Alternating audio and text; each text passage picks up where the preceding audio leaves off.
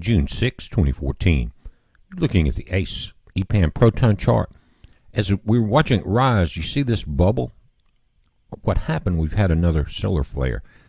Moving to stereo ahead on the CRO2 lens. Watch this. Bam. Now, you've got a lot of energy involved in this. The sun is only the size of that white circle in that black disk. So as you expand this out, imagine the volume of energy that you're dealing with, so much larger than the actual sun itself.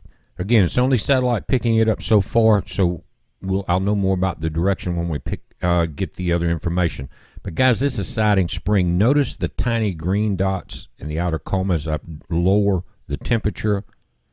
That looks like debris. They're talking about a giant meteor storm that's going to envelop Mars on October 20th, and this is the culprit.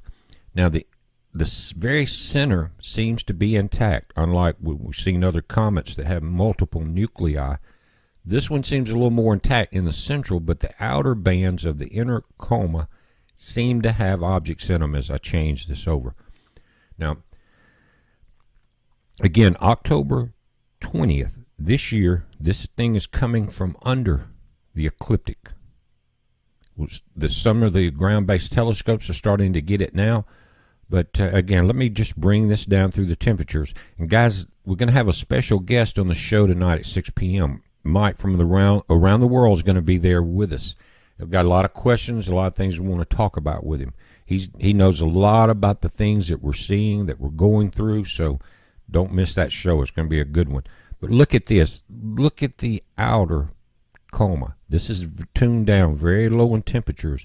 And again, it seems that the inner nucleus is intact. But as you notice on the temperature changes in the first images, there may be some outer rocks. Bill Cook from NASA saying that it will be a fantastic meteor storm to be on if you're on the planet of Mars. They're concerned about the moons and the satellites that they have there. I'm just going through different color temperatures here. Check this out. It's starting to expand in that outer coma as it gets closer to the sun.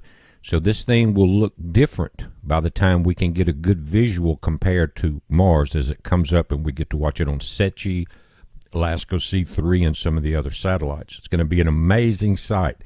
I was asked about if this thing breaks apart or anything happens, where will Earth be at that point? And I'll show you that. But this is Siding Spring from Hubble, January 21st and March the 11th. You see that 3 months apart as it expands. On the right, these are the brand new ground-based images. Check this out, guys. That thing is huffing and puffing and blowing its way up to Mars again. That is going to be something to see. It goes back to ancient history. I'm talking about ancient history of this happening to Mars before. That's why there's no atmosphere. And that gigantic scar across the surface, 100 times larger than the Grand Canyon. But this is it. October 20th, 2014. We'll be watching that. Now, this was the question. As this thing comes up, if it were to have some type of impact with Mars, which they really don't think the core of the comet will, just the outer debris, will that debris spread out and affect Earth? Now, I'm going to turn it straight down. This is October 24th after it came through.